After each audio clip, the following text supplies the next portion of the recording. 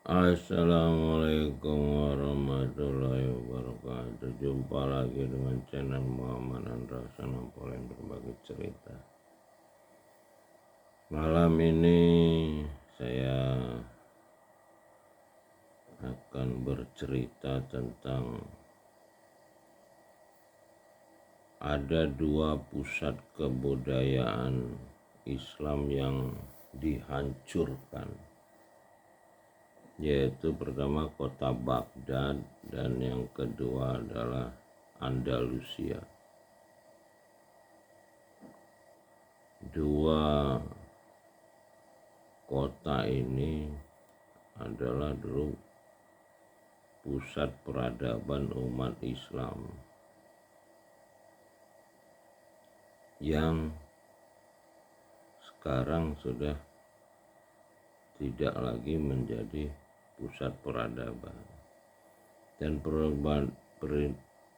peradaban umat Islam ini adalah peradaban yang berkembang, yang dikembangkan ke arah barat.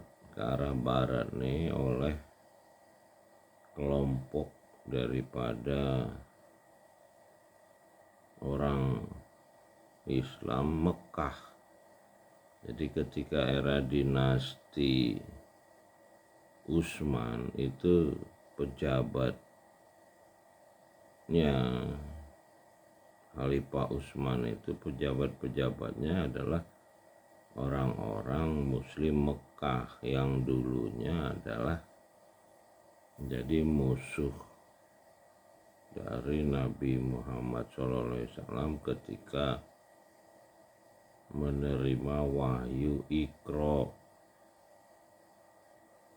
dan wahyu-wahyu yang turun di Mekah. Jadi di sini kita bisa melihat dari akar masalahnya. Jadi orang Islam Mekah ini adalah orang Islam yang anti dengan ayat-ayat yang turun di Mekah. Nah, ayat-ayat yang turun di Mekah ini adalah ayat-ayat yang bercerita tentang Rabbil Alamin, Iqra bismi Rabb. Lalu bercerita tentang belajar dengan pencipta langit dan bumi, yaitu Rabbil Alamin. Nah, hari ini dunia ini dikuasai oleh orang-orang Islam dengan sumber literatur yang berasal dari dua kota yang sekarang ini hilang pengaruhnya secara kebudayaan, yaitu kota Baghdad dan Andalusia. Nah, umat Islam hari ini hidup dengan literatur-literatur yang dulu ditulis, dikembangkan oleh ulama-ulama di dua kota ini, Baghdad dan Andalusia. Lalu mereka itu keluar dari pemahaman dari kitab petunjuk manusia yang disusun para khalifah Abu Bakar, Umar, Utsman, Ali, yang sudah terjaga 14 abad, yang disusun secara konteks yang ada di alam ruh, yang sebagai amanat yang diterima oleh khalifah pertama, yaitu Adam alaihissalam. Makanya Nabi Muhammad SAW itu tidak menyusun kitab itu, dia hanya menutup, menyempurnakan, karena kitab itu telah tertulis di alam semesta sebetulnya. Lalu dituliskan dengan tulisan untuk pelajaran, perantara pelajaran dari pencipta langit dan bumi kepada manusia. Manusia yang ikro, yang bisa belajar, yang ikro, yang membaca setelah dia jujur ya. Nah, Nabi Muhammad itu dikenal sebagai al-amin, orang yang jujur, baru dia bisa menerima ikro. Jadi orang-orang yang tidak jujur, yaitu dia tidak akan bisa membaca kitab itu dengan benar, yaitu digambarkan dengan ada 2 ayat, yaitu satu mustasabihat ayat-ayatnya, lalu satu lagi ayat-ayat muhkamat. Nah, orang yang tidak jujur akan tidak bisa menembus kode-kode yang ada di kitab itu, karena itu kode-kode ruh, password.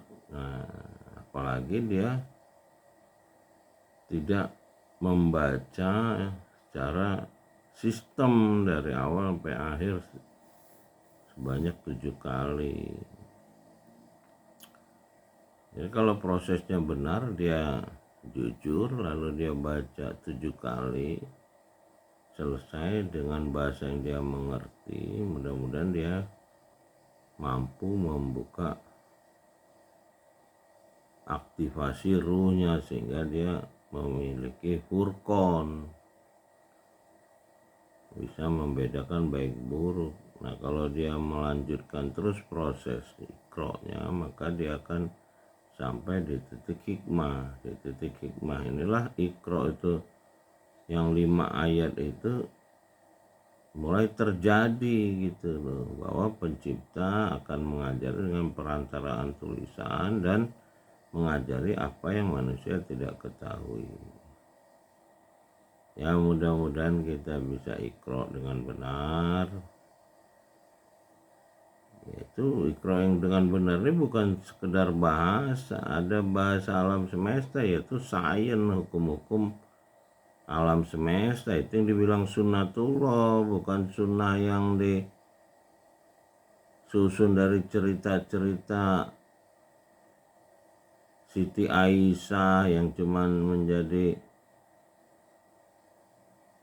Islam turunan dia tuh, karena bapaknya udah Islam. Jadi Islamnya bukan hasil pencarian, dia cuman jadi istri Nabi, lalu ya dia mendapat banyak kemudahan dari sebagai istri Nabi yang termuda. Jadi orang-orang yang punya kepentingan kepada Nabi Muhammad memberi hadiah kepada Siti Aisyah.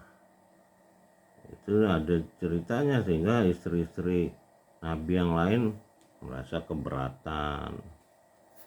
Nah, ini yang dimanfaatkan oleh orang Islam Mekah. Itulah yang suka memberi hadiah ini orang-orang yang berkepentingan. Nah, mereka ya nanya-nanya cerita tentang Nabi, bukan sibuk belajar petunjuk yang diterima Nabi yang disusun dengan sebagai kitab, tapi nanya-nanya cerita, nulis-nulis cerita, lalu dijadikan hukum negara untuk menjalankan pengatasnamaan Nabi Muhammad SAW. Nah, inilah yang terus menjadikan kitab petunjuk manusia ini terabaikan, sehingga orang tidak memiliki kapasitas yang sesuai dengan yang dikehendaki oleh pencipta langit dan bumi. Ya, mudah-mudahan kita bisa kembali iqra. Bismillahirrahmanirrahim. Khalaqal insan min alaq, iqra wa rabbukal akram, alazi alamal bil qalam, alamal insan malam ya'lam. Mudah-mudahan kita diberi kekuatan yang menolong. Rabbi hadirni marhola sedikit warid ni muraja sedikit majalim ladun kasultanan nasiro. Salamun kolam ya Rabbi Rahim. Salam dari Menara Langit, Muhammad Handrason, aku yang berbagi cerita. Assalamualaikum warahmatullahi wabarakatuh. Alhamdulillahirabbil alamin.